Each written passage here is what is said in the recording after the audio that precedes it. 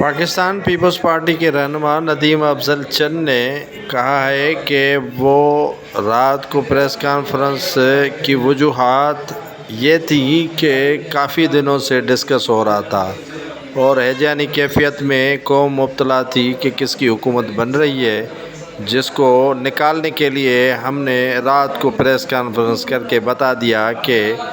ہمارے ساتھ اکثریت ہے۔ پاکستان پیپلز پارٹی کے رہنما ندیم افضل چند نے کہا کہ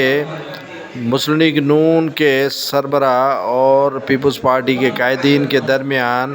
معاشی طور پر عوام کو کیسے بہتر بنانا ہے اور پاکستان کو کس طرح بہتر کرنا ہے، یہ سارا کچھ ڈسکس ہوا۔ لوکل باڈیز پنجاب کی تک کا ڈسکس ہوا، عوام کو ریلیف کا ڈسکس ہوا اور ایجنڈا جو بھی تھی مسلم لیگ نون کی جو حکومت کرنے جا رہی ہے، پیپلز پارٹی تو وزارتیں نہیں لے رہی ہے لیکن عوام کو کس طرح ریلیف دینا ہے، یہ سارا کچھ ڈسکس ہوا۔ ندیم افضل چند کا کہنا تھا کہ انہیں گورنرشپ کی کوئی معاملات یا کوئی پتہ نہیں کہ انہیں گورنر بنایا جا رہا ہے یا نہیں بنایا جا رہا ہے، یہ معاملات سارے پارٹی کے ہیں۔ اگر پارٹی نے چاہا تو وہ